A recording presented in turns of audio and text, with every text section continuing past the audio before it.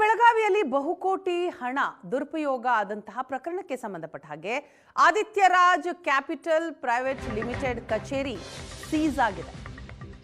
2 ದಿನಗಳಿಂದ ಆದಿತ್ಯರಾಜ್ capital private limited ಕಚೇರಿಯ ಮೇಲೆ ದಾಳಿ ನಡೆಯಿತು.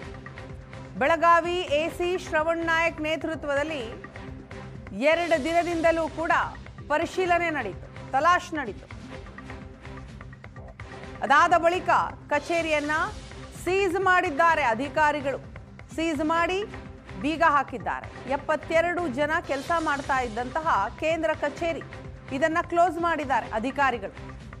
ಕಳೆದ 2 ದಿನಗಳಿಂದಲೂ ಕೂಡ ಕಚೇರಿ ಸಿಬ್ಬಂದಿಯಿಂದ ಮಾಹಿತಿಯನ್ನ ಕಲೆ ಹಾಕಿದ್ರು, ದಾಖಲೆಗಳ ಪರಿಶೀಲನೆ ನಡೆಸಿದ್ರು. ಇದಾದ ನಂತರ ಅಂದ್ರೆ ಕಚೇರಿ ಸೀಸ್ ಆದ ನಂತರ ಮಹಿಳಾ ಸಿಬ್ಬಂದಿ ಕಣ್ಣೀರಿಟ್ಟಿದ್ದಾರೆ. ಬೆಳಗಾವಿಯ ಟಿಳಕವಾಡಿ ಪೊಲೀಸ್ ಠಾಣೆಯಲ್ಲಿ ಕೇಸ್ ದಾಖಲಿಸೋದಕ್ಕೆ ಸಿದ್ಧತೆಯೂ ಕೂಡ ಆಗಿದೆ.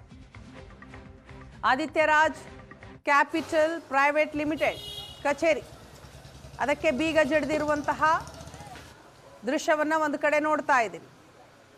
72 ಜನ ಕೆಲಸ ಮಾಡ್ತಾ ಇದ್ದಂತಹ ಕೇಂದ್ರ ಕಚೇರಿ ಇದು.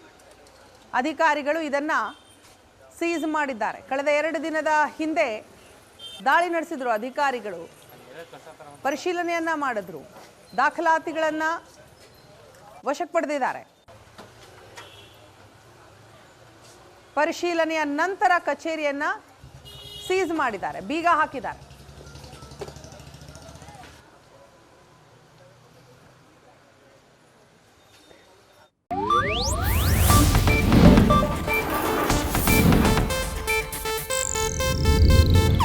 ಇದು ಏಷ್ಯಾನೆಟ್ ನ್ಯೂಸ್ ನೆಟ್ವರ್ಕ್ ಪ್ರಸ್ತುತಿ.